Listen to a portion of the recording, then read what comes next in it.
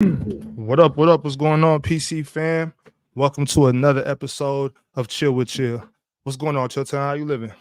Hey man, I'm living, B. We in the middle of the basketball season. Yeah, We definitely in the middle of the basketball season, and we doing it. So man. feeling it. It seemed like just yesterday, Chill Town, we was in the summertime, or not necessarily summer, but like fall, early fall, and we like, man, where when is it coming? Like we waiting on hoop Right. season, man. It seemed like it Like was for real, for real. I'm not gonna lie, Chill. I'm kind of upset. I feel like this season's going by too fast. Like it needs to slow down. We're already halfway through it, right? Like it seemed like it was just yesterday. Big Ox was telling me, "Yo, chill. Watch out for the Clippers. Chill. Phoenix is gonna be there. Chill. Boston is winning the NBA championship. Watch out." Here we are. The All-Star break is next week. The All-Star break is next week, and I know it's crazy. A little. We'll get to the NBA for sure. I mean, we're already talking NBA, but we talking hoops, right, Chilltown? I called some a couple months ago, and you sent it to me yesterday, I believe. And I love NBA basketball, and this is it's getting there. It's thrilling, but it's about to be a cold summer, Chilltown. I can't wait for this summer. NnekaOgwumike is making her presence in Seattle. I can't wait. Oh, I cannot wait to get to the Climate Pledge Arena, watch NnekaOgwumike, Jewel Lloyd, and Skylar Diggins together. That's gonna be amazing. I can't wait, man. Y'all tap into this WNBA season, man. Y'all, it's gonna be a cold summer, y'all. I can't. Big Ox, does she still have the goods? Is she still legit? I think she's kind of at the point where Candace was when she went to Chicago. Like kind of this is probably like her last hoorah. I think Nneka probably has 2 good ones left. Okay, so there is some time left. So she ain't over yet, but we still got some years left after this. All right. Okay. Yeah, I think she's getting to that, like I gotta get it done these next 2 seasons. But I mean, Jewel Lloyd is at the peak of her prime right now. So yes, it's gonna be good. And I think Skylar still got a couple seasons left too. But yeah, are they going to be in contention at the end of next season? Are they going to be in contention at the end of the season with Nneka and Jewel Lloyd and Skylar? Are they a playoff team at best? 100%. I think they're probably they're going to be battling with Connecticut and Dallas. I think for who's going to be like the third, fourth best teams in the league. I think this changes everything around.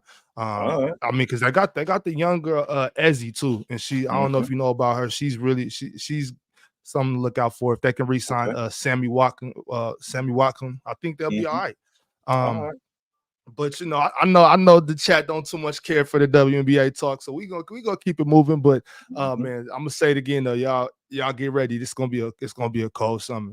But I like it. But on the opposite of cold, we got some hot squads right now, Chilltown. Who's hot? We got Cleveland, Phoenix, the Clips. Who am I forgetting? The Knicks? No. It's the Knicks. Yeah. The Knicks. Yes, sir. Yeah. We got some hot teams. Who's the hottest, Chill? So as of right now, Cleveland, since January 1st, has the best record in the NBA. They've only lost 1 game. They 14-1 since January 1st. They've been rolling. And they've been rolling largely due to their defense.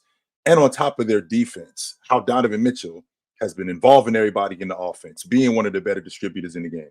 There's some people that have actually said to me that he has now made Darius Garland expendable. He's now had people looking at Darius Garland like, maybe we can move off of Darius Garland, hold on to Donovan, and get something for Darius Garland in the trade market, which I initially didn't like that, Big Ox, because you know how I feel about kids, and you know how I feel about developing young kids, especially when you got a bunch of them, like what Oklahoma City is doing. I don't like the idea of breaking up the unit.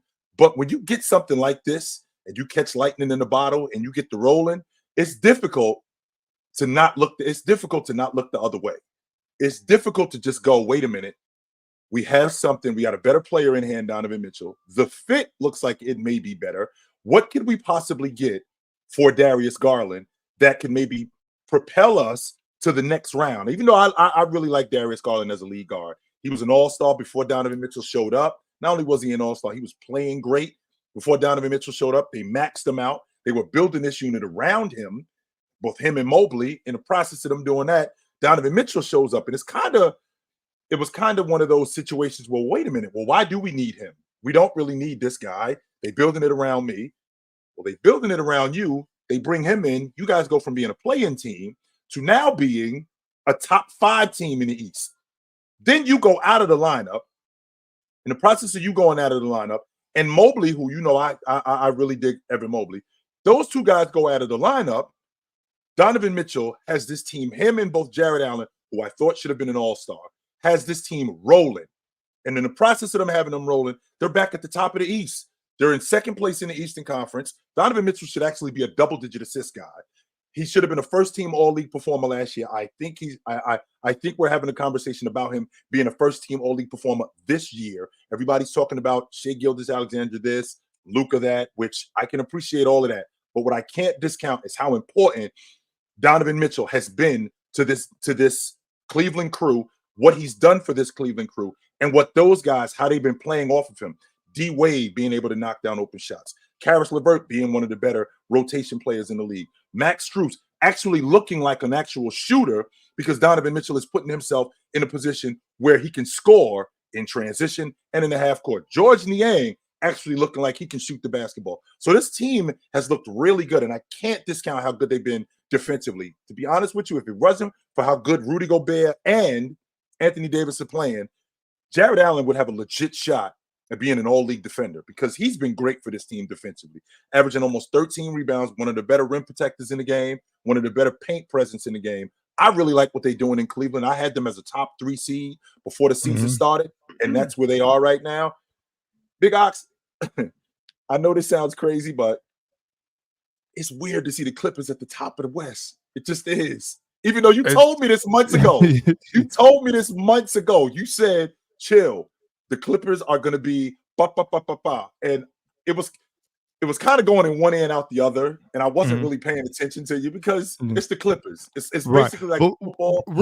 Real quick, time before we do get to the Clippers, though. Let me stick with the Cavs real quick. I had a question.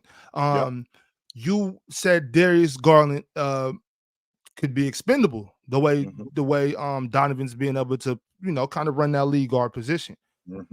Is there 2 questions? Is it at all possible that he's expendable in the next 22 hours? I wouldn't be surprised. And second, where could he go? Like what do the Cavs possibly need? Well, what I'm thinking right now, they have shooters, right? I'm thinking about a big wing. That's what I'm thinking about. A guy on the wing that is a defender, is a scorer.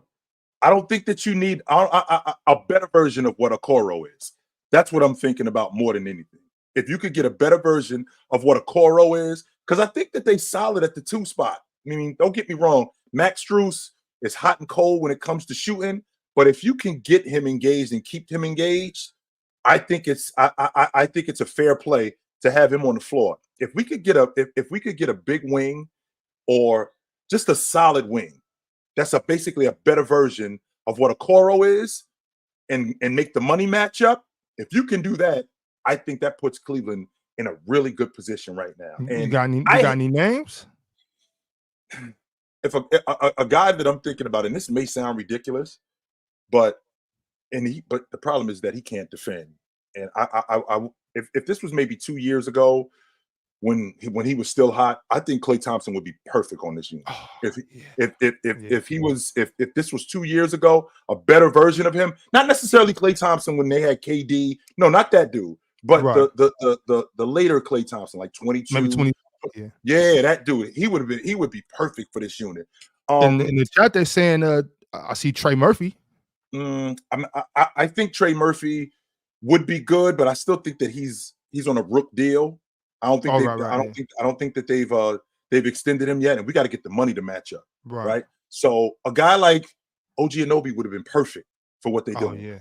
OG Anunoby would have been perfect for what they're doing. So you may have to, and you know me, Big Ox, I'm the king of getting a third team involved in it. So you may have to get a third team involved to get yourself a better wing more than anything. So if they could pull that off, I think that propels them. Where they are right now, I think that they are better than I think they get out the first round. I'm not sure that they're an Eastern Conference finalist, but I do think that they get out the first round. If the playoffs ended today, I do think that they're that good. I definitely believe that. Okay, yes. well let's definitely keep our eyes on that, keep our ears open, let's stay. Yep. We got what is it? We got 22 hours left, man. So let's see what happens. But yeah, so okay, so you were saying the Clips. Are you shocked by, I mean, because you didn't expect it, but does that mean like you're shocked by my bad. Are you shocked by them, or are they fool's gold? Or well, no, because Milwaukee's fool's gold. So are they gold plated? Big Ox, you said this to me months ago, and I wasn't buying in. And I wasn't buying in because the Clippers are the Cowboys of the NBA. It's the Clippers. At any point, whatever can go wrong will go wrong. So I wasn't buying into this because I'm thinking to myself, nah, man, it's the Clippers. So let's 86 them, which I'm still out because it is the Clippers. But that doesn't mean that I can't marvel in what they're doing right now. And even though it's weird to see them at the top of the Western Conference, I got to accept the fact that, they got a good team. And they've been playing really, really well. Kawhi Leonard, Big Ox, I said this to you earlier today. I feel like I'm in the Matrix because I think somebody tricked me, I do. I feel like one or two things is going on here. Either somebody tricked me or this is an anomaly what we're seeing right now, and this guy is going to go to pieces in a year or two. One of those two things is happening because there's no way, from what I just saw over the last 4 years, where this guy is averaging 40 games a season. That's less than half the season he's playing. He goes from that to this year, he looks like he's in year 6. Super sharp, super athletic, still got that money mid-range, still can defend. I think that it's realistic that he can make the All-League defensive team this year. So I'm thinking to myself, did I get tricked? Was Kawhi Leonard more hurt than I thought he was? Was he actually hurt, or was this just an anomaly? What's going on with him? Because there's no way you could be that good. There's no way that you could be that good, Big Ox, in this 1 year, and then those 4 years be that beat up and not be able to play, and then turn around and be that good again without injury. What's going on here? I mean, just like I said about Zach LaVine yesterday morning, I got too much respect for Kawhi as a hooper to assume that he was just parking it. I respect him too much as a hooper. I've been a big fan of Kawhi Leonard since high school. Yeah, Kawhi. I like Kawhi at San Diego State. I paid more attention to him probably because he was playing with my boy there. So I'm a big fan of Kawhi Leonard, and I respect him as a hooper through and through. I can't wrap my head around him not playing if he could, especially the way he was playing in that playoff series against the Suns. He was like you said it. He was looking like the best player in the playoffs. Yeah. So I mean, my medical expertise is not expertise at all. So I don't want to make any assumptions, but I just maybe it's something we just didn't know about. And this summer just worked wonders for him. You never know, Chilltown. He could have went over there to Germany and did that what Kobe and Dirk used to go do. When they, they take, they do whatever they do. He could have got some stem cell research or experimental stem cell thing. I don't know, Chill, but this is crazy. You are 100% right about that. He looks like Kawhi his last year healthy for the Spurs. Like, this is crazy. But with that being said, Big Ox, what I'm seeing right now from him, you do understand now that this is what I expect moving forward. Oh, yeah. I can't get this from you and then you fall back to pieces again. That can't happen because now I'm really tricked. Like, wait a minute. Okay, he was beat up during this time for 4 straight years where he's not even playing half the season. And then this 1 year, he looks like he was when he was in San Antonio or in Toronto. And now we go back to what we were before. Big Ox, this Los Angeles Clipper team since December the 1st, 25-5. Not only are they 25-5, Russ and James Harden taking care of the basketball with some of the best of them. 2 of these guys averaging less than 2 turnovers a game over the last 10 games. They've been taking care of the basketball great which posed the question that I asked you about 6 months ago when I said, what happens if this thing actually works? Mm-hmm. How are we talking about these guys? Even though I'm out, I posed the question, what happens if this thing actually works with the Clippers and they actually win it? What are we going to say about this team? Because the whole thing the whole thing that's been holding us up is one guy. And that's the one guy who I feel like I'm in the Matrix watching. I feel like I'm in the Matrix, Big Ox. You know, Chill, I made a statement earlier today. I revised my top 10 list this summer. And then I decided not to drop my top 10 list because I need to see the rest of the season. Right. Because I got three guys. I got three guys that I got to see what they do. Mm-hmm. Those three guys are Kawhi, KD, and Steph. Okay. Bron solidified. Solidified. He's top. He's in there. I've moved him up. Because if there was a time I still had Bron sitting at 7. Bron, he's in there. He's up. He's up now. But I got to see. I'm telling you, Chilltown, if Kawhi pulls this off, he's done it for me. Damn, yo, this is where the conversation is weird. It's so weird. I'm a Kawhi stan. Admittedly, so I am. So I got a little more love for him than most people do. But if he gets this done, Chilltown, he's in there for me. If KD gets this done, he's in there for me, Chilltown. But Big Ox, when a guy, the conversation gets so weird because now, what's the standard? Okay, you can't have one thing without the other. You can't be winning NBA championships, but you only show up once in a while. But you can't be awesome, but not winning. So there's something that's missing here. But with that being said, to win the NBA championship on 3 different teams and win the finals MVP on 3 different teams. Only Bron done that, right? And by the way, I did this in a decade. In 10 years, in 10 years, if they win the NBA championship, I would have won the NBA championship on 3 different teams. Not only on 3 different teams, I've done it as the man. I'm 2 of those 3 teams, I was the man. He wasn't the man in San Antonio yet. He was on his way to being the man. He wasn't the man in San Antonio. He was definitely the man in Toronto. He was definitely the man. He's definitely the man in Los Angeles with the Clippers. The question that needs to be answered is, and this is where I'm having the biggest problem. The question needs to be answered.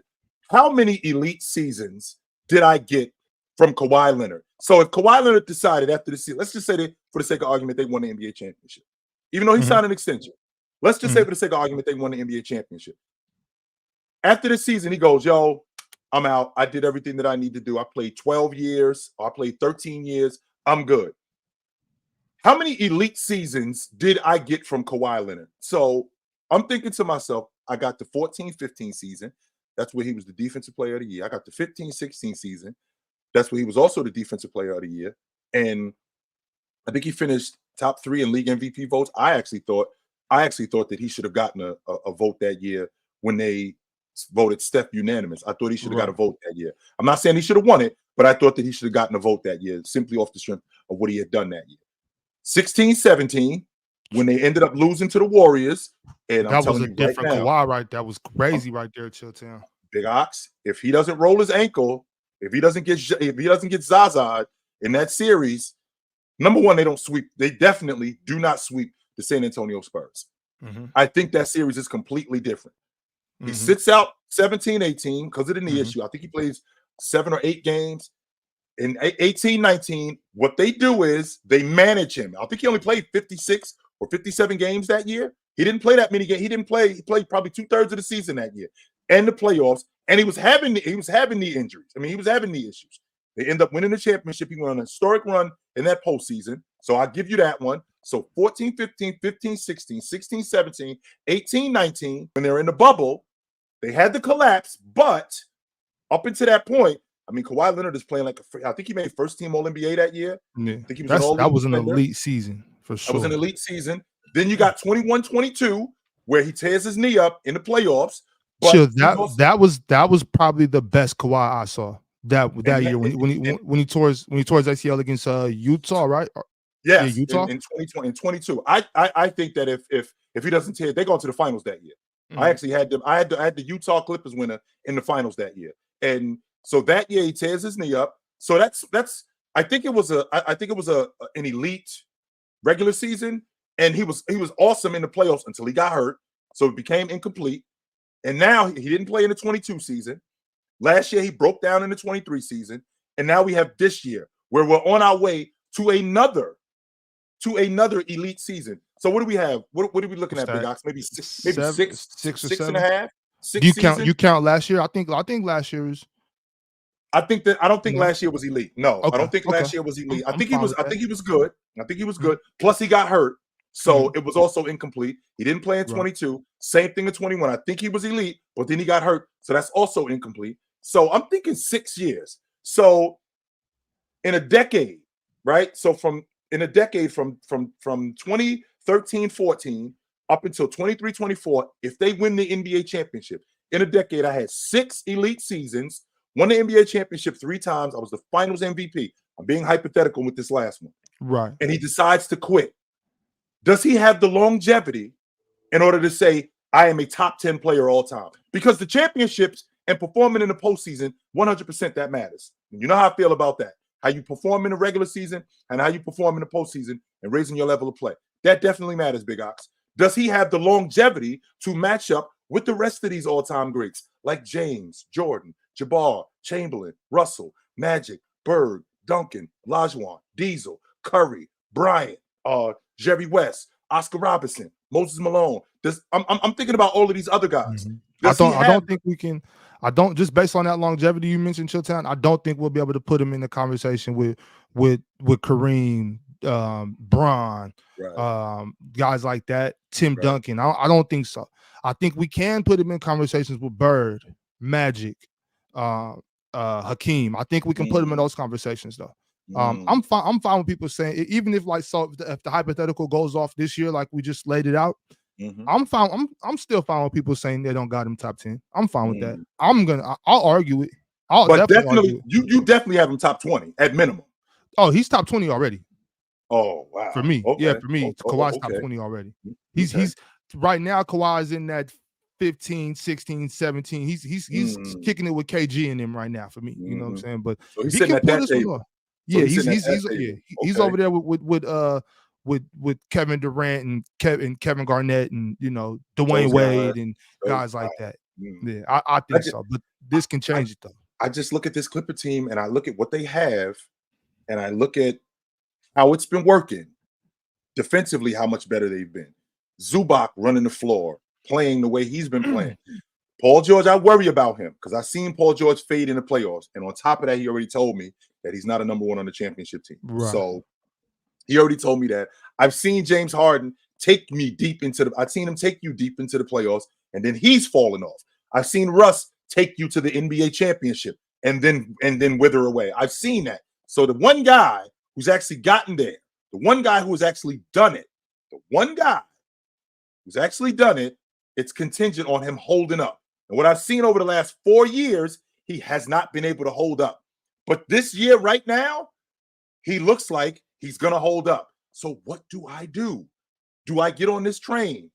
I can't right now. I can't.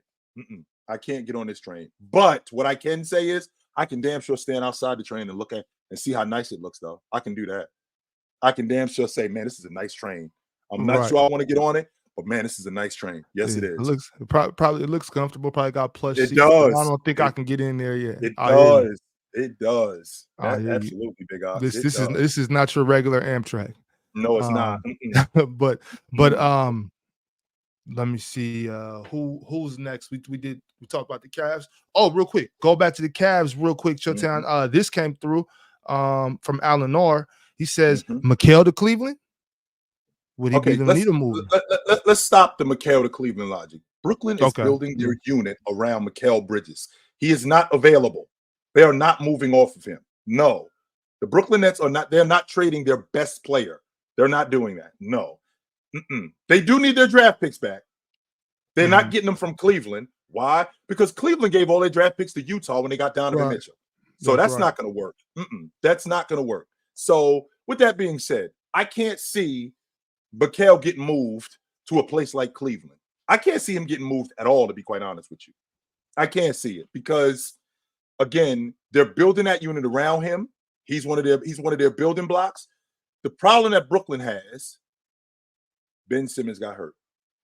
With Ben Simmons getting hurt, that threw a monkey wrench in everything that they were trying to do. It's the same logic with what happened with Lonzo Ball.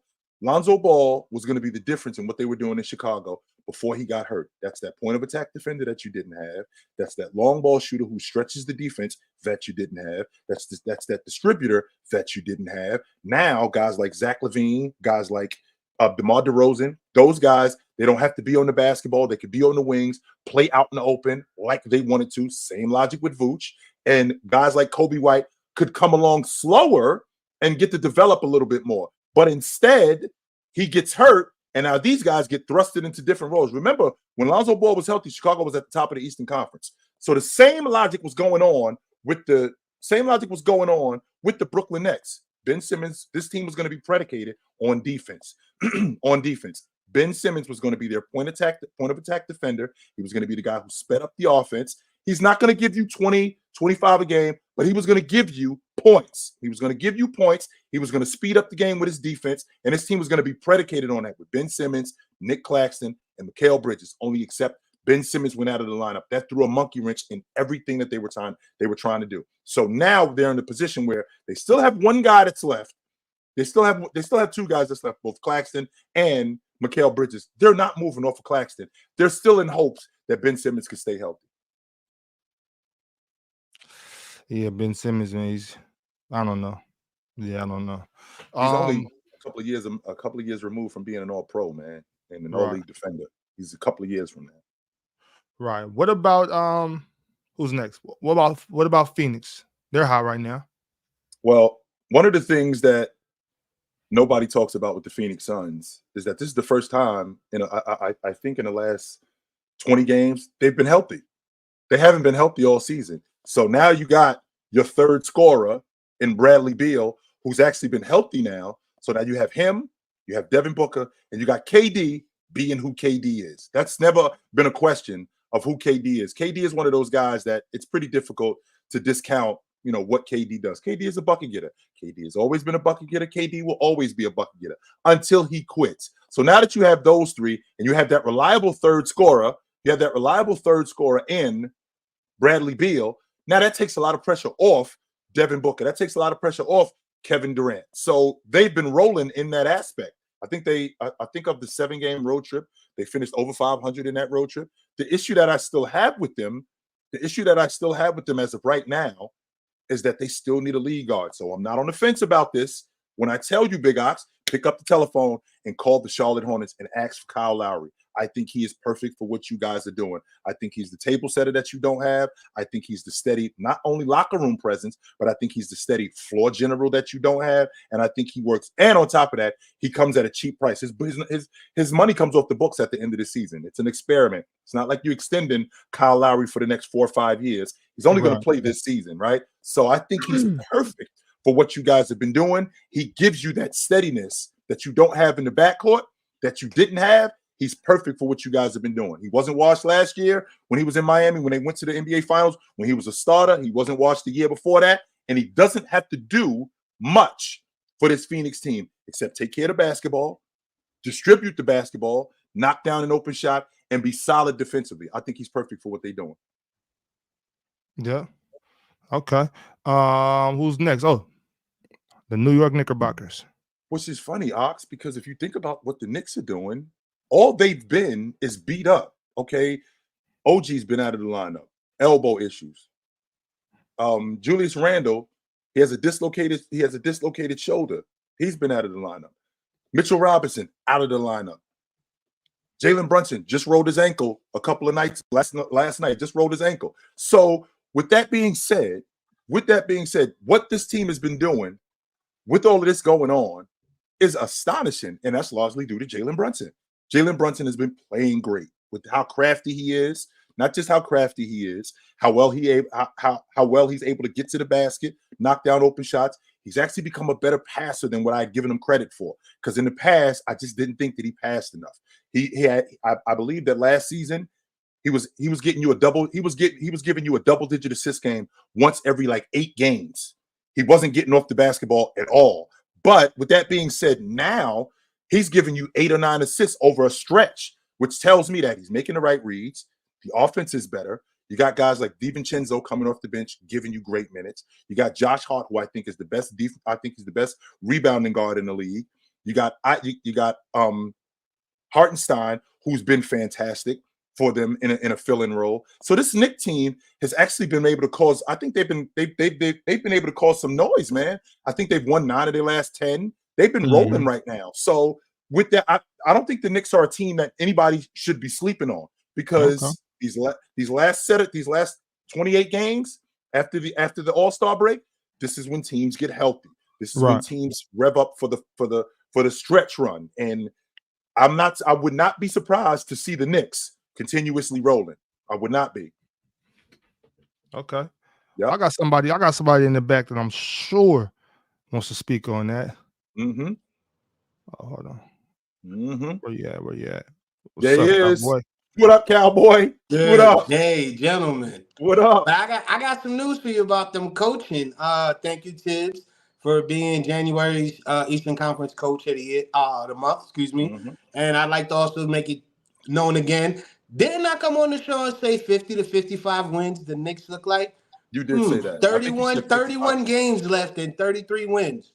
Mm-hmm. Wow. Okay. But I want to also jump on the bandwagon real quick that most people don't even know about the Knicks. Donte DiVincenzo. Mm-hmm. Last 5 games, 40 minutes. He's been averaging 26 points, almost 2 steals a game. He's also giving you 5 rebounds and 4 assists as well. His only bad game was against Indianapolis. Every other game, he has shot above 40%, 44%. He even had one game where he shot 60, which was the last game we played against Memphis. And he's also a high 40% three-point shooter. So DiVincenzo stepping up with those minutes and taking the starting spot from Grimes, I think he's got something. And that's a really good, beautiful thing. But the best part about the Knicks is, like you said, we're hurt. And we're playing through these injuries and we're winning. All we really need is 17, 18 more wins. And what are you going to say about Tibbs? Is Tibbs not coach of the year? 51-win team.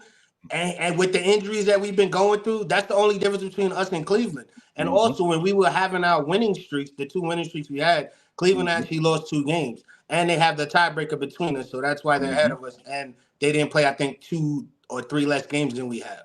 So when you look at the Knicks, they are showing a lot of people, this East is wide open. Problem I have is the people I want, we can't have because of contracts. Like, we need a 10-10 guy off the bench that can rebound and can actually score. We need a facilitator.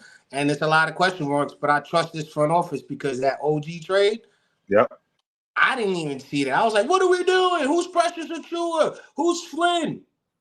Okay, Nick. It didn't move the needle for me. I didn't really think that it helped much. I thought that he was one of those guys that was going to come in. He wanted a bigger role offensively, but watching him, one, he's a Tibbs guy. He's perfect for what you guys are doing. That's number one. Number two, offensively, his game works for what you guys are doing also. So putting him in the lineup, he's really a really good plug-in guy for you guys. Now, as far as the coach of the year, I think Coach Bickerstaff and Dagenhar out in Oklahoma City got something to say. Yeah. About that. Remember that last year? We had that conversation last year, didn't we? And I told you about when Chet gets back, he is going to be in the conversation. Yes, sir. So I guess I seem to be knowing something about basketball as an old head, but we don't get credit nowadays. No, we don't. We don't get credit. You don't get credit for Sacramento as far as an All-Star game or anything because you are the Western Conference version of the Knicks. Sorry, bro. They disrespect no matter how good you guys do. They're always going to look down on us. So this year or next year, we need to see y'all in the finals, man. And I hope you guys get that because I believe in Fox and Monk. Man, that's either going to be the most improved or he's going to be like 6. I don't know what. He needed an award, man. I definitely think he's 6th man of the year. 100%. I definitely believe he's 6th man of the year. But as far as the Knicks go, man, this is a team that when Julius Randle gets back, because I see them, to be honest with you, Cowboy, I see them after the All-Star break, I see them getting healthy. I see that 28 game stretch. I see them getting healthy and making a run at the stretch. And I think that they're gonna be a lot to deal with. I do. I think Randall's out for 2 to 3 weeks. Randall's out for 2 to 3 weeks. OG, we still don't know because of the inflammation, and they said it's on a case-to-case basis. So he'll probably be out till the end of the month as well. So But nobody thanks, talked guys. about. Yep, I'll absolutely. let y'all roll out. Go New York, absolutely. go New York, go. Absolutely, brother. No doubt. Yeah, have a good one. Yep. We don't really talk about Big Ox, the DiVincenzo signing. I mean, first of all, before he tore his foot up, he was a starter on that Milwaukee Bucks championship team. Yes, he was a starter on that team. One of the better defending guards in the game, could knock down open shots. One of the better D&3 guys. He was a better version of what of Grayson Allen. He was better than him. So the fact that he gets on the Knicks and he doing what he's doing for them, I'm really not surprised at that. I'm not at all. Nope. Yeah, definitely like Dante coming out of Villanova. Really like Dante. Absolutely. Yeah, let me see. We got who's here from Smokey. He says, "What's y'all's thoughts on Monte Morris for Troy Brown and Shake Milton? T-Wolves got that juice for the second unit now, huh?" They already had a great second unit. So I mean, how much Monte Morris? I don't think he's better than Shake. I don't think he's better than Shake Milton, to be quite honest with you, or Troy Brown. I understand Monte Morris as a backup lead guard, but Minnesota's bench is straight with Slow-Mo and Nas Reed and McLaughlin. I thought that Minnesota's bench was straight. Monte Morris will probably come in and give them some minutes, but I'm good on. This does not move the needle for me. It doesn't. It's just something to talk about in terms of trades. Right. Yeah, I like Shake a lot. So yeah. Let me see. Another one from Alan Orr said the Knicks. I guess he's sleeping on the Knicks. A the snooze.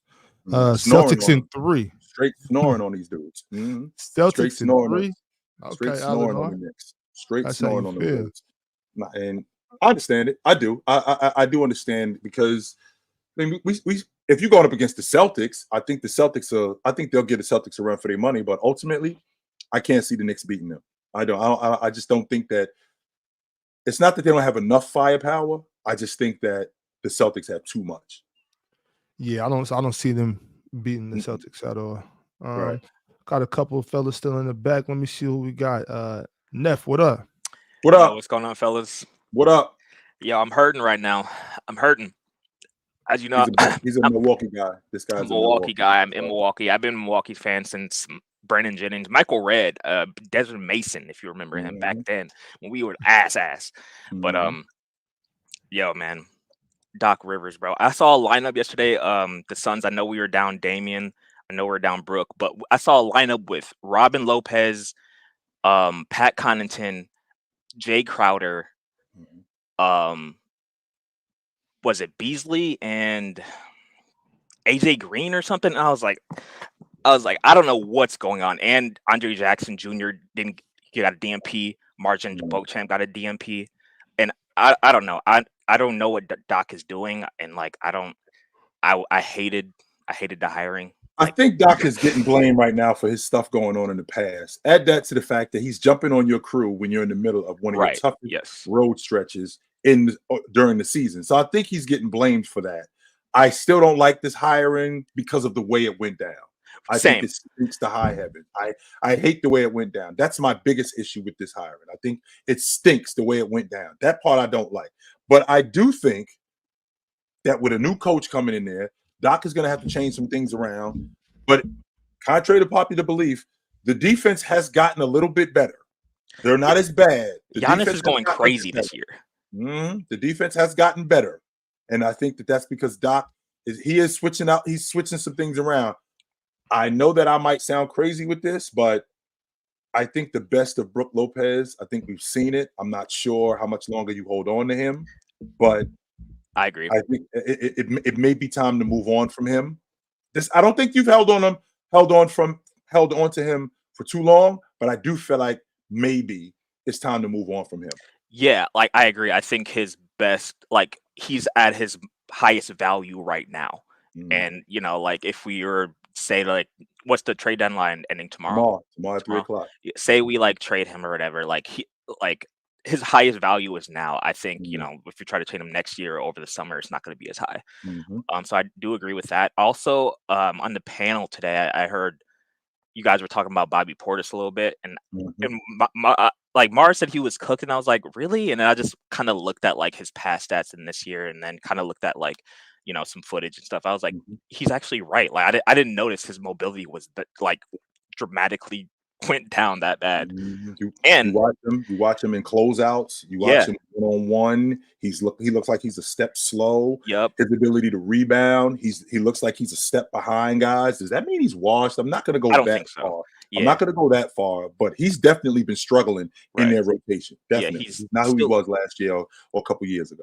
Yeah, he's still a decent backup 4-man in the game, but and also, man, like there's so much stuff going on. Like Grayson Allen, he's the best 3-point shooter now, like percentage wise in the NBA. We got rid of him last year. DiVincenzo's going crazy. Like we could have used these guys for right now and what we're doing. If we had Dame, we would be so good. Imagine if we still had Grayson Allen and DiVincenzo on the bench. Or how about if you still had Drew Holiday? How about that? Let's keep Dame. Let's keep Dame. How about we keep our crew together that we have, and we're actually healthy. This is the crew that won the NBA championship. This isn't like Golden State where these dudes are over the hill. Drew still got some. Drew still has something left. Brook Lopez, I do think that we're on the other side of it, and it might be time to move on. Same thing with Bobby Portis, but I'm actually down to give this. If you had these guys together, I was down to get us another run. I was definitely down to get us another run, but it's looking tricky now, man. It is super tricky, man. I mean, I didn't expect us to win the championship this year anyway. Like, when the trade went down, I expected us to get to the second round or at least the Eastern Conference Finals. But I expected us to figure it out next year and go from there. And I thought we were going to get Adrian Griffin a whole year because to expect him to just work magic and fire him throughout, like in the middle of the season when we're like number 2 or number 3, I think that was very unreasonable of the front office in Milwaukee and like very I don't know, like short-sighted. And I know I don't know. Like I know Giannis and Dame, they wanted a black coach. I know that for 100%. Right. And I was a fan of Nick Nurse, and I thought Nick Nurse was the best option for our team. But I'm not sure. I'm not sure that they gave Adrian Griffin a legit shot. I don't think because even though I don't think this was the right hire, I think Adrian Griffin can coach. I want to make sure that I'm clear on that. I do think Adrian Griffin can coach. I just don't think this was his job. I think this was somebody else's job, and I think that he would have done a better job and gotten more of a fair. He would have got a fairer shake if he was somewhere like Toronto, like Oklahoma City. What if Monty was in Milwaukee and Adrian Griffin was in Detroit? I think that's who their guy was, to be honest with you. I think it was Monty Williams, but he took the Detroit job. I think he was their guy. We couldn't have paid him that much. That's why he took the money in Detroit. Yeah. I don't think that he went to Milwaukee and they put a number on the table. No, I think Detroit came with a number. He didn't want that job, but $75 million. I'm not saying no to that. No. Fellas. If Adrian Griffin was coaching the Pistons and they lost 28, 29 games straight, Adrian Griffin might never get another head coaching job again. You would be getting butchered. Oh, he would be getting butchered. You don't think he would get like a tiny, not a pass, but he's a first-time head coach. He's trying to figure out his young talent. Cade is back from an injury, blah blah blah. I don't know if they lose 29 straight games with Adrian Griffin because I think he handles them different. First of all, there would probably be more of a plan, even though he gets with this Milwaukee Bucks team, which is already constructed to win. I think with Detroit, he's looking at that crew with the young talent that he has. There is no misunderstandings with Ivy, so he's not taking Ivy out the lineup without Ivy knowing that. He's not implementing 3 or 4 different lineups. He's going to stick with these young kids and see what he has with them. And I feel like he's growing with them. Yes. He's growing with them. And I feel like he's going to get more time. I don't see him. Remember, Big Ox, the only reason why Monty Williams is still coaching the Detroit Pistons, 1, they paid him $75 million. Yeah. And 2, he's got the pedigree. I don't think that Adrian Griffin in Detroit, the fact that he doesn't have that Monty Williams pedigree, I don't think that pressure would be on him. I think that they would be building something, and I think that they would be way more patient with him. Way more. Yeah, that's definitely fair. All right, Neff, appreciate you pulling up, fam. Thanks for letting me vent, fellas. Appreciate y'all. Absolutely. Good. Yeah, Adrian Griffin got the shaft, Big Ox, because to fire a guy, in the middle of the season. I just feel like that wasn't the job for him, and it's a bad look because it makes him look like he can't coach. When in reality, I think he can coach. I just think that was the wrong job for him. Yeah, I can see that. Milwaukee probably should have went ahead and grabbed Nick Nurse. I told Giannis, I don't care what you're talking about, bro. We're getting Nick Nurse. Hey, sometimes you got to be like that. You're not having that toy. No, you can't have this toy. Get in the car. Let's go right now. Right. That's how I think some GMs need to start kind of putting the hammer down. Like, yo, let me do my job. You know what I'm saying? You do your job. Coach, player, play. I'll do the GM in here. You know, I think it'll be a lot easier if everybody just stuck to their job description. You know, that's what Mitch Kupchak told Kobe Bryant. You think on my watch I'm gonna have Shaq and Kobe Bryant traded on my watch? In their prime? I don't think so. No. What you gonna do, my man? Is you gonna sit down and you gonna let me figure this out? Because I'm not trading you. No, do your job. Let me do my job. Chill out. Yeah, definitely. The goal. I think Giannis is taking that golden boy status a little too much to heart. But hey, I mean, hey, you know, if you're the best player in the franchise and the franchise lets it known that you're driving the car, drive the car, Giannis. If they want to let you drive, don't get in the passenger seat. Go ahead and drive. And Big Ox, it ain't just the best player in the franchise history. It's also arguably the best player on the planet. He's in that conversation. He's not just. This isn't. I don't know. The best player in Toronto. This isn't the best player in Washington. You know, I took us to the NBA championship. So in the process of me doing that, and I'm still one of the best players, a top 2 player in the world right now. We can have a conversation whenever something jumps off. We can have a conversation about me being that dude. So yeah. Right. Let me see who else we got in the back. Okay. Leaf Diggy, what it do? What up? What's going on with y'all? Leaf, you don't look excited. Where's your enthusiasm? No, I'm excited. Everybody excited. Everybody doing good. Hey, Leaf, look, it's sunny in Portland. Come on. I'm in Brooklyn. It's nighttime in Brooklyn, bro. What you talking about? I know. That's what I'm saying. Enjoy some of this West Coast sunshine, Leaf Diggy, and some of this southern. I'm about a good 9,000 miles away from that shit. Some of the southern breeze, brother. 73. Yeah. I want to address something that was said earlier on the panel. About, of course. All I'll just ask is that some of the fans of some of these teams, Rockets, Bulls, Knicks, Kings. I just ask that y'all stay humble. That's all I ask, bro. That and the reason why I ask that is because no. The reason why I'm saying this because I keep hearing the same insults. You know, like y'all messed up KD and Kyrie and Harden and it's every time the next conversation come up, it's always about we didn't do this, the GM didn't do this, or this that happened, and we don't never. I never once pointed out Vlade Divac what he did in that Kings front office. I never once pointed out what Sacramento, what the Chicago Bulls been doing since 1998 when Jordan left. I never once pointed out what the Houston Rockets did. I should. Being as vicious as I can be, but I never once pointed that out. I showed nothing but the utmost respect for teams like the Sacramento Kings when they was coming of age last year. I was one of the biggest promoters of those teams.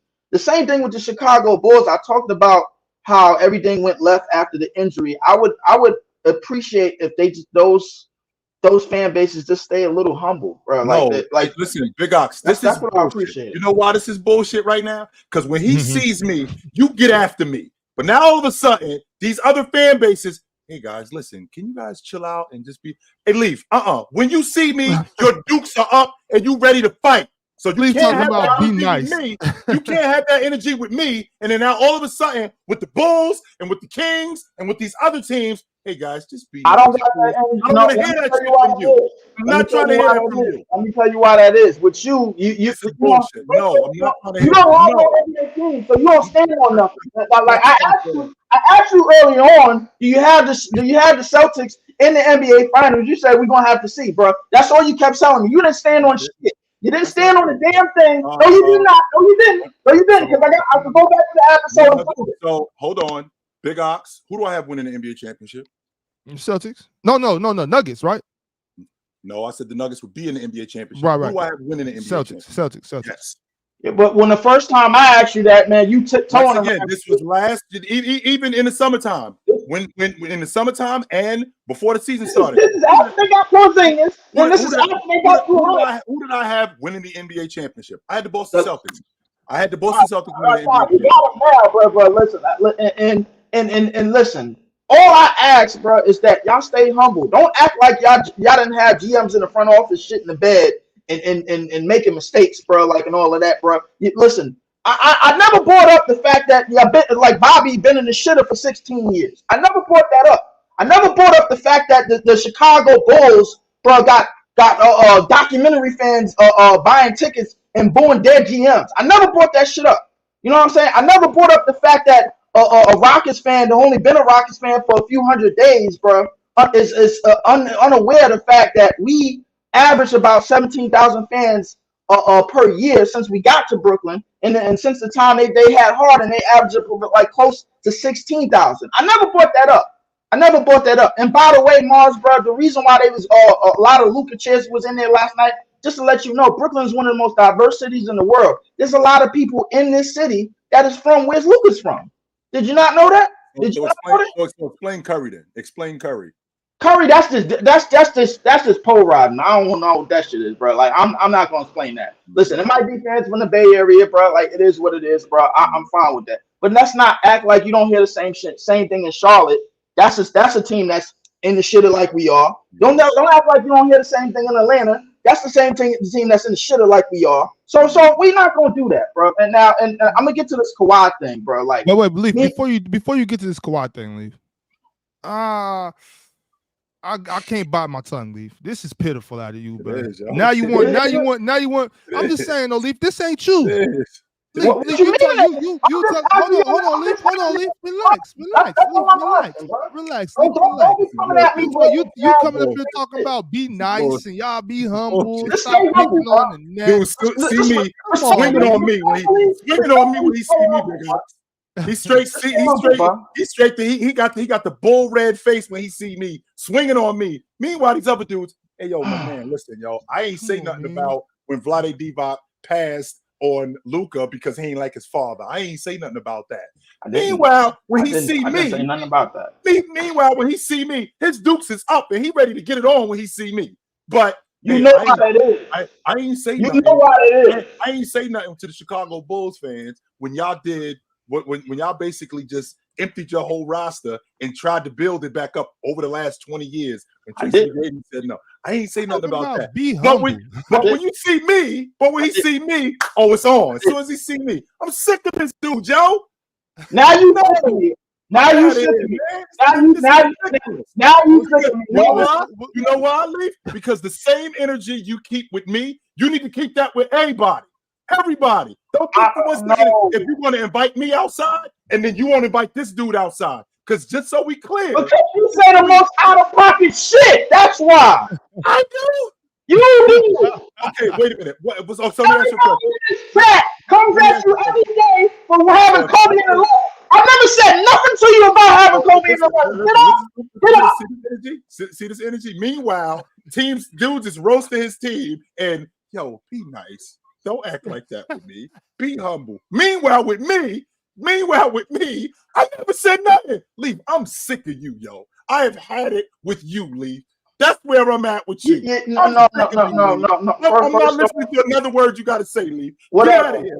I'm tired of you, Leaf. I'm sorry, baby. Hey, Leaf, I love you, Leaf. You're my brother.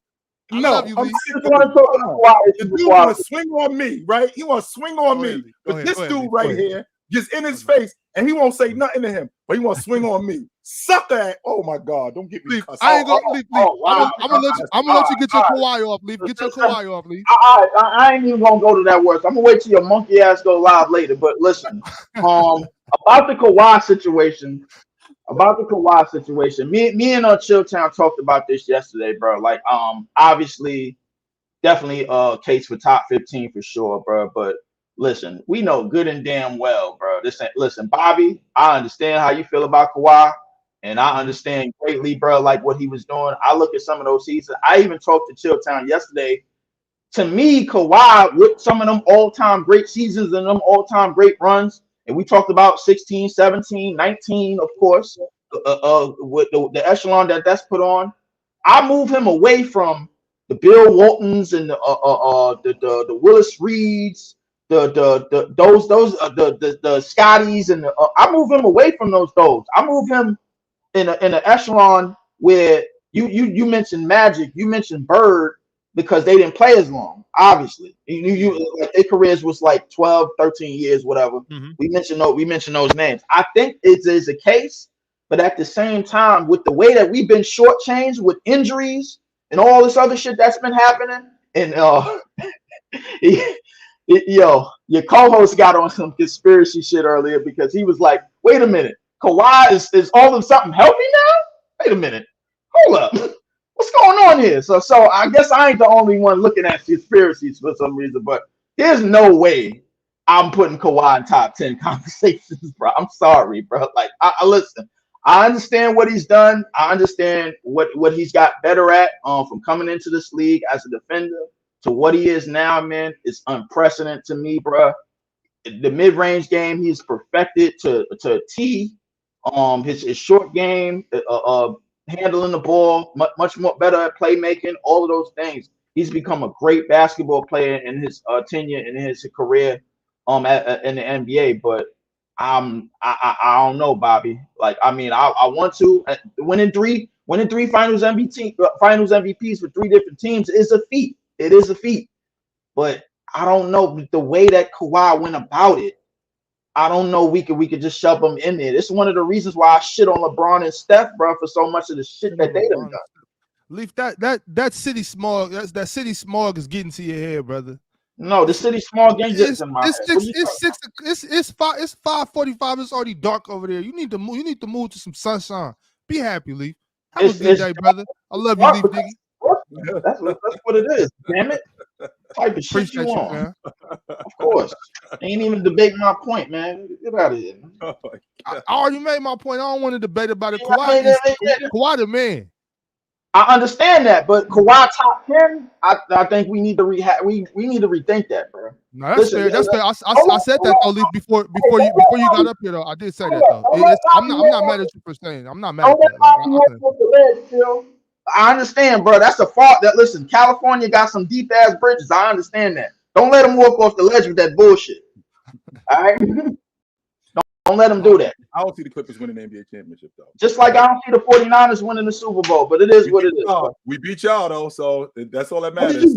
What did you beat us for? We'll give it to you later, Lee.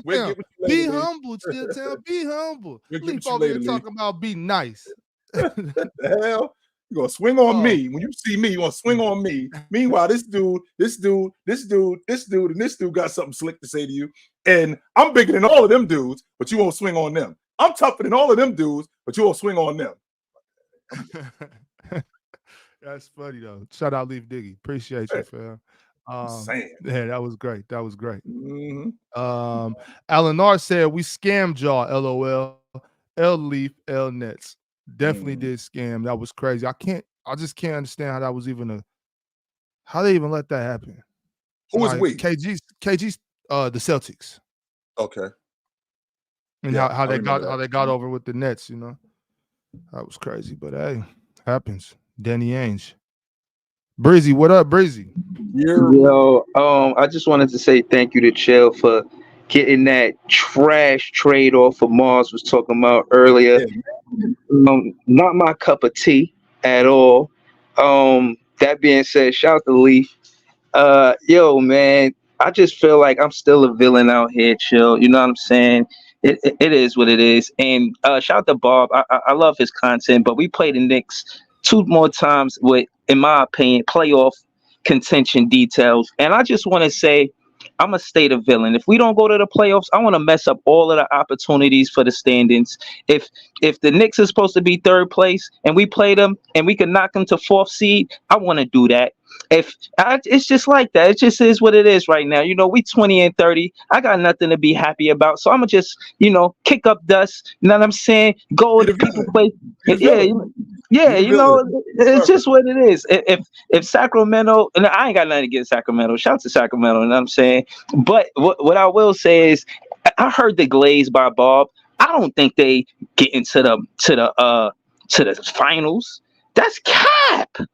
That's cap. It got to be more graveyard shifts for Bob to prove it. It got to be more being said for Bob to prove that the Kings are going to the finals. That's cap. I'm all villain.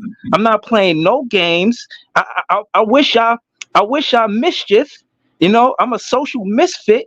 I hope everybody in real life is doing well.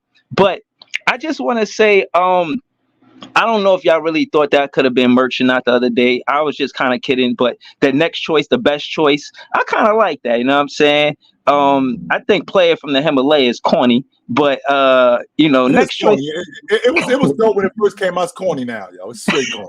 It's straight corny. It was dope when it first came out, but it's corny now. It is. Word, but I'll just correct one more thing. Cam Thomas is the player that averaged the most points per game after from last season to this season with 11. There was somebody right behind him averaging 10 points more, but he's ahead right now. And I just wanted to ask Chill in closing, Kobe then and Kobe now. What did Kobe mean when he came to the league, and what does Kobe mean now to the NBA and to the basketball world? When he first showed up, it was the influx of high school kids, but it was also a much older league. So there weren't many people who thought that he was going to do much because, again, KG had just come out of high school the year before that, and KG was young. Kobe was this kid coming out of high school. So he gets on this vet team, and nobody's really paying much attention to what he's going to do because they got Shaq. Shaq is the man on this team. Shaq is the superstar. And then he turns into what he turned into, and everything that he's done and everything he's been since then, I mean, he's iconic. What else can you say about him except that he's iconic? With the Lakers franchise, they're going to put a statue up outside the arena of him, which is well deserved, 100%. He's this generation's the kids of this generation who wear 8 and who wear 24. They do it because of him. I was thinking about this earlier today, Breezy. In 1998. I'm trying to imagine, not even in 1998. I'm trying to imagine Jordan retired in 2003. Like if I'd have heard in 2007 that Jordan was killed in a helicopter crash, like what would that have done to me at a younger age? That would have screwed me up, because that was my guy growing up. That was my man. That's who I grew up idolizing. That's who I grew up watching. So I could understand the younger generation who you got kids in high school that's in their mid-20s who grew up on Kobe Bryant, and to hear that something like that happened, it screwed me up about him. So I can only imagine how I would have felt if something like that happened to Jordan. So I understand who Kobe Bryant is to the younger generation. Y'all gonna kind of recap the thing tomorrow with them putting the statue up of Kobe? I'm gonna watch it, sure.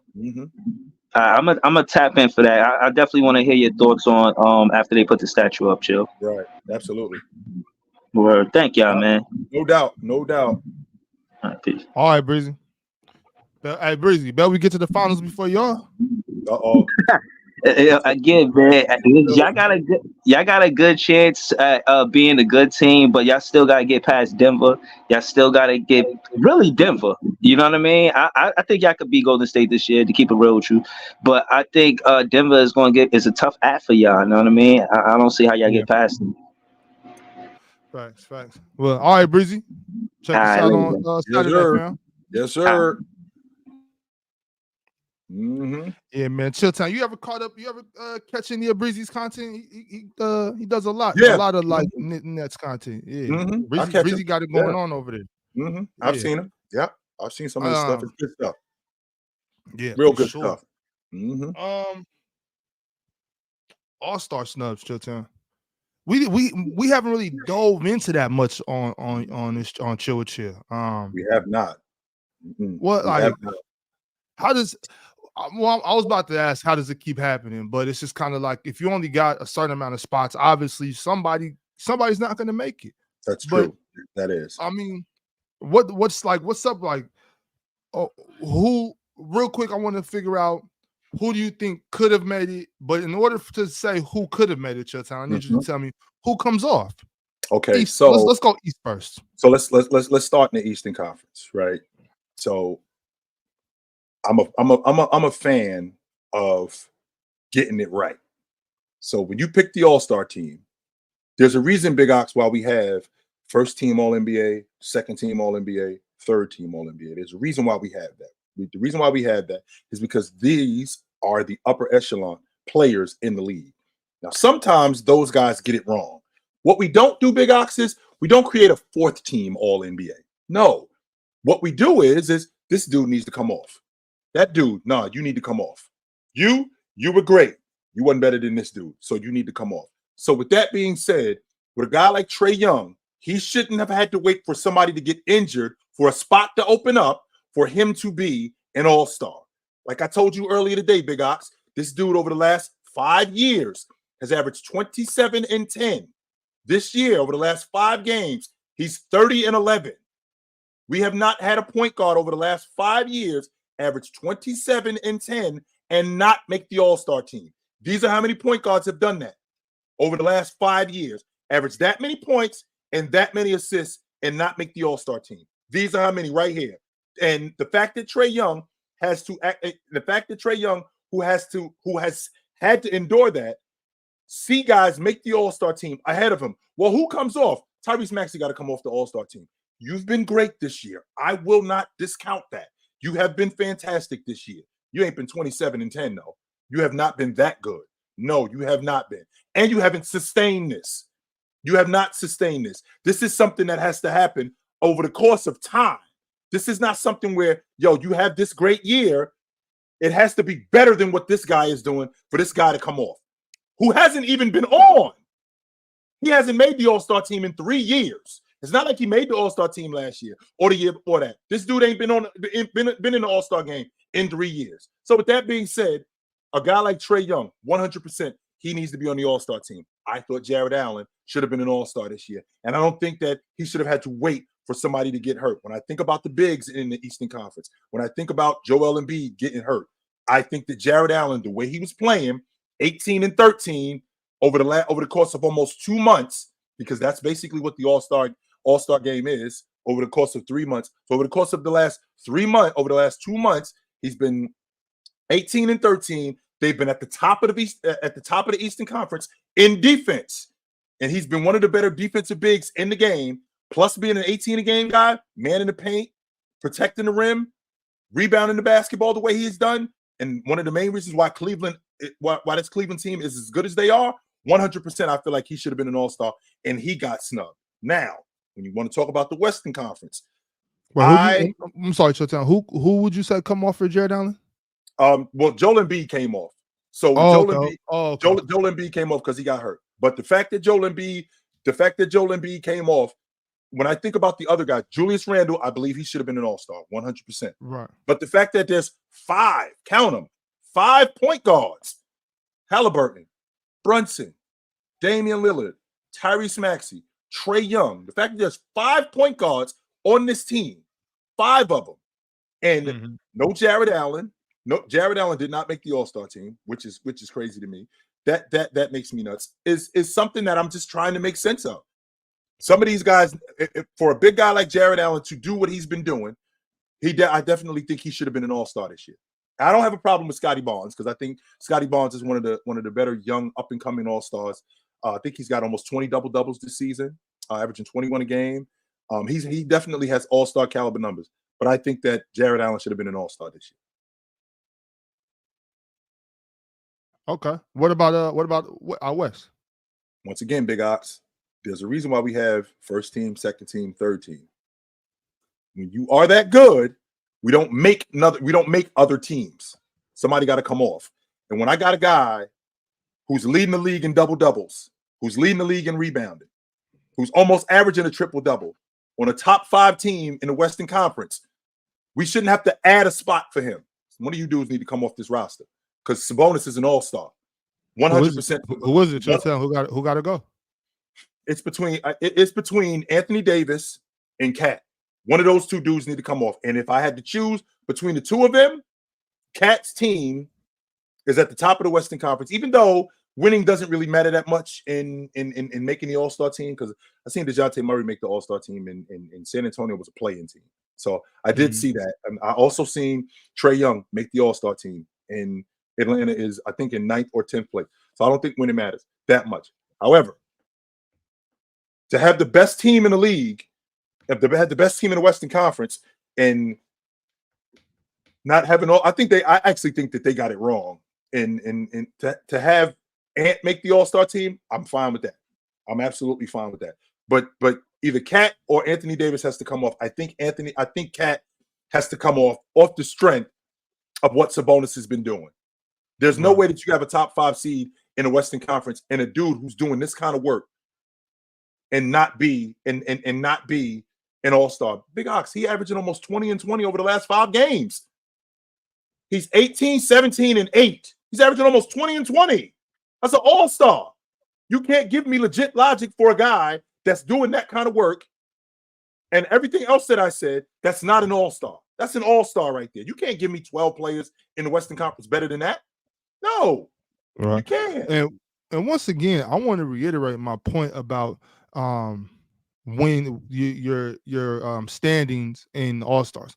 I'm not saying that it's a 9, 10, 11, 12 seed can't have an All-Star. I'm saying a 9, 10, 11, 12 seed can't have multiple All-Stars. That's all I'm saying. You know what I'm saying? Like, and it's just to me, it's just bad luck for Anthony Davis that Bron got voted in by the fans. That's my only point. Anthony Davis for sure is an All-Star. He's definitely All-Star caliber, but that's just how the cookie crumbles sometimes. I'm just not in the participation trophies. I never have been. So, you know, I got it. Showtime, I bull stuff you not, Showtime. I got a ribbon in 6th grade. We had did the mile race. I got a 5th place ribbon and threw it away. I don't want that. What am I gonna do with that? I'm not hanging up no 5th place ribbon, and I would never present my mother with a 5th place trophy. Y'all don't know my mom, but I'm telling you, she would have probably took it and went. She would have probably took it and put it right in the trash. I'm not coming home with no 5th place ribbon. How you want me to do with participation trophy? Shit, well, you faster than that. You better go. You know, run next time. What was you doing? Were you walking? But chill. I want to know is how do you feel about the All-Star the All-Star format? They so correct me if I'm wrong, but the fans vote in the starters. That's the first 5, and then all the other what was it, 7 other the other 7 are voted in by media and coaches. Absolutely. Is that a decent way to do it? I don't mind that, to be quite honest with you. That's the fans were the ones. The fans aren't solely responsible for the starters anymore. They used to be solely responsible for the starters, but I think the fans only account for 25% of the starters now, because now it's the media. It's also the media and the coaches when it comes to the starters. That's what the tiebreaker was with Damian Lillard and Brunson, because the tiebreaker was the fan vote. That's what separated Brunson and Damian Lillard from starting on the All-Star game. Because other than that, he would have actually started had he had the fans show out for him like they should have. So one of the things that I'm particularly happy about is I like the fact that they're going back to the East and West. I like that. Yeah. I really dig that. But the problem is we don't have it as competitive as it used to be. And I think that one of the main reasons is these dudes are scared of being shown up. The logic that, they're afraid of getting hurt. No, you're not. No, you're not. Because once again, I've said this countless times. If you think you're going to get hurt, you're going to get hurt. So there's no way for me to play like that. If I'm going to play like I'm going to get hurt, I'm going to get hurt. These dudes have other things going on. And if they end up getting shown up and they end up getting torched, it's going to look bad. That's why they don't compete. That's why they don't compete on the offensive end. That's why they don't compete on the defensive end. That's why they don't do that. Because if they did, then we would actually have a competition like we used to have. And we don't have that anymore. Right. That's a fact. I miss the old All-Star games. I used to invite my friends over, like in high school, You know, we could watch it, and you know, it was a good time. I really missed those All-Star All-Star games. It was. Yeah, but I don't know. You think we'll get that back? I mean, this younger generation with Cat or not Cat, I'm sorry, and Shay, the younger guys, you think that they'll be more willing to compete? No, not in my lifetime because of where we are with social media. For that reason, right there, Big Ox, where we are with social media and what guys, quote unquote, have to protect. Because during that time, and I don't want to sound like the get off my lawn kind of guy, but when I was coming up, your game was what defined you. That's all you had. It wasn't your sneaker deal. It wasn't your clothing line. It wasn't perfume. It wasn't anything like that. All of that was predicated on your game. That's what you had to stand on. So before an endorser of sneakers, before I endorse deodorant or any of these, before any of these advertisements that I'm involved in, before I do any of that, I'm a baller. And when I step on the floor, this is what I'm about. And I'm down to get it on with anybody. And I'm down to show why I'm here. But they don't do that anymore. Now it's become more of being a showman, not just being a showman, but being more of a financial gain for people. And I think that the competition aspect of it, I think that's gone away because of that. Yeah, and you know, when I think about it though, Chilltown, like I enjoy the All-Star game as a fan. Somebody that likes to watch it. I enjoyed, you know, playing them in little All-Star games and Optimist games and stuff like that in high school in Australia, stuff like that. I was all for that. But for the NBA, 82 game season. Oh, you went on mute. Okay. 82 game season, y'all. I can understand not even wanting to go to the All-Star game. Like I'm not gonna lie to you. If I could, you know, if a season that long, this many games, I could imagine myself. I'd probably want to go hang out in Hawaii or something, or San Diego, just go kicking on the beach for, you know, for a little while and just rest. You know what I'm saying? Yeah, you know, take some ice baths and hang out with the kids, you know, just lay down for a few days and just chill, you know, and you know, that's I would assume, you know, I don't see no problem. I can dig it. My last game is Tuesday and or last game is Wednesday. We don't play again till next Tuesday. Yo, I'm on a plane Wednesday and I'm taking my wife and I'm taking my 2 kids and we're going to Hawaii and I'm going to hang out for another 4 days. And I'll get what y'all do is when I come back. That's what I'm doing. Right. But yeah, I can definitely. It's different, like, you know, like in high school, like when we do like the Optimist game, like North versus South, or we used to do a Sac versus Bay game in down there, and like that's different. We only play 35 games, you know what I'm saying? So yeah, I'm trying to get it in. I'm trying to compete, but man, these guys play a lot of basketball. They do. And you know the thing about it is, obviously, yeah, you get paid, you know, do your job, but we assume that just because they get paid millions of dollars that their body can just take it. Like, you know what I'm saying? Like, I do understand that part of it. I do understand that aspect of it, but you have those amenities to make sure that you can. You definitely have those. It's not like you playing at the Y where, you know, you got to rub your own knee or, you know, you got to tape your own ankle. Nah, we have everything that's necessary in order for you to stay like a race car, to stay on the track. We have everything in order for you to, and if you are healthy, we have everything to keep you healthy. That's why they pay you what they pay you. That's why we have the people here that's why we have the people here in order to ensure that you'll be straight. That's why I'm having such a difficult time with Kawhi Leonard. I'm like, what the hell is going on? What happened with this dude? What did I miss? Well, chill, without that stuff, without everything you just mentioned, I don't think a lot of the guys would be able to make it through. So I appreciate that they got that for those guys, but it's still a long. But Big Ox, we had that 30 years ago where these guys didn't have the amenities today that they had that they had back then. I mean, that they have today that they didn't have back then. And those guys were playing 82 games. They were playing in the All-Star game. They were playing in the playoffs, and they were healing up their bodies in the summertime. That's what the summertime is for. The summertime is for once the season is over, if we win the NBA championship or we go deep into the playoffs. All right, I take 2 weeks off and I'm going to heal up my body. But then I got to get back to work. This is my job. This is what I do. That's why my career is only 10 years, because I'm an elite player. 12 years, 14 years, I'm an elite player. Now, don't get me wrong, Big Ox. There's plenty of times with guys like Karl Malone or Scottie Pippen or Jordan, as much as they enjoy being named an All-Star, I'm sure that there's times where they're like, damn, I gotta go to the All-Star game. Especially if the All-Star game is in Salt Lake City.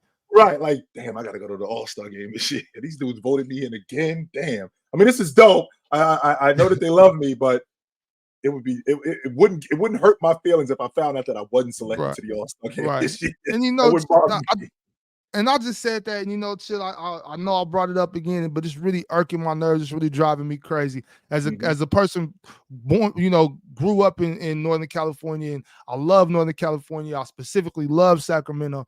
It really drives me crazy, and I keep saying it. We have an All-Star games in Salt Lake City, Chilltown. What is the deal, big guys? Twice, not once, in the last 30 years. Twice in Salt Lake City. The All-Star game has been in Salt Lake City. Twice in Salt Lake City. I'm trying to figure out. Twice in Salt Lake City. It was somewhere else that it's been. It's been in Minnesota. It's been in Salt Lake City twice. Cleveland twice. It's been in Cleveland twice in the last 30 years.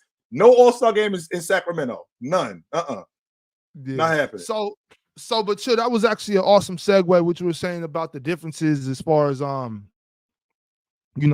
training staff and just recovery and whatnot. Would you say, because I want to say, obviously, as people see the thumbnail, and we talked about this on the panel, I believe, yesterday. I put Dirk and Luka on the thumbnail. Well, I didn't do it, but the people that do it, shout out to them. Yep. Shout out to y'all. The suits. Thank you. Yeah, shout out to them. But how do you? I just put how what's the main differences do you think in the league from let's go 80s and 90s into here, like what's or is that one of the biggest differences is the fact that the recovery that these guys have, the medical staffs they have, like what else is there besides just the level of game that because I don't. And another thing too, can you answer this? I don't really buy that these athletes are just so much more athletic. Like I don't believe that. I don't see that. I mean, I've heard stories about things that people were doing, not even in basketball, and it's like, okay, how you think evolution doesn't happen in 2 decades? No, it takes thousands of years. Yes, millions, to be quite honest with you. It does. Right. It does. So, I mean, these guys aren't much different today than what they were 60 years ago. The amenities are, but these guys aren't much different. But to your point, I think the skill level is different. And because the skill level is different, the defense is different, which enhances the skill level. It allows me to be freer and to be able to do more of what I do because the defense is lack, because there's no hand checking, because I can be a little bit more physical. So it's a game of offense today more than it is anything. Number 2, which I still stand on this logic, man. Those guys cared about their game. That was my mantra. My game was what did all the talking for me. It wasn't anything else except my game. All of that other stuff that I got back then, I got it because of my game. It wasn't because of how I looked. It wasn't because of what I could possibly do. It was because of what I had already shown. So the difference in today's game, I think the skill level, 100%, I believe it's the skill level. I feel like the attitude of what these guys have, the fact that I want to show how good I am and I'm not afraid to compete more than anything. Those 2 things are the things that I think about off the top of my head, which changes the game today more than it did back then. Because guys like Luka, the difference between Luka and Dirk. Well, when Dirk came in, there was a different attitude toward Euros. You're a flopper. You soft. You can't really play the pro game over here. Luka is in a completely different atmosphere. The Euro is actually welcomed. He's actually sought after. They look for the Euro. The Euro is more skilled. The Euro is smarter. The Euro is a better basketball player. That's what the attitude is with the Euro today, as opposed to what it was. It was guys like Dirk Nowitzki who had to change that logic. It was guys like Tony Kukoc who had to change that logic about what the Euro was, that he was soft, that he was a flopper, that he couldn't really show what was going on with his game as opposed to what it was in the Euro League. All of that stuff mattered back then, as opposed to today. And guys like Dirk Nowitzki paved the way. Guys like Dirk Nowitzki, guys like Detlef Schrempf, guys like Tony Kukoc paved the way for guys like KD, who isn't a Euro, but a bigger wing. Guys like that. And then Euros like Giannis, like Luka, guys like that, like Joker, guys like that who come into the league with the attitude, with the attitude of what it was in the past. It's not like that anymore. If you're a Euro, now you're expected to be good. Yes, that's a fact. That's a fact. Chilltown, since we on the topic, I wanted to ask you about player comparisons, then versus now. I know a lot of guys haven't seen some of these players play in real life. Even some probably haven't even seen them on film. So can you give me a player comparison? I'm gonna give you a name, a guy that played back like in the 80s, 90s, those times, right? Could you give me a comparison to guys that played maybe now or in the 2010s, as recent as possible? I want to start with Bernard King. Who was a player comparison to Bernard King? A bucket getter, a straight bucket getter, a dude who was impossible to deal with one-on-one.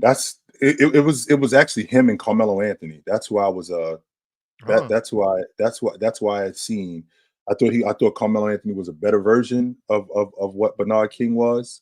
Just a mid-range assassin, could get to the bucket on anybody. A guy that also Paul Pierce too. He was also another one that I thought about when I thought about Bernard King. Just a scorer, just a bucket getter. Not super duper athletic. He's not going to blow you away with his athleticism. He was not doing that, and he was getting buckets. And that's kind of who Bernard King was. Bernard King was not a guy who was super duper athletic, but he was athletic enough where he can get to the bucket, he can get to his spot, he can get to wherever he needs to go to on anybody. And those are the two guys that I think about. Okay.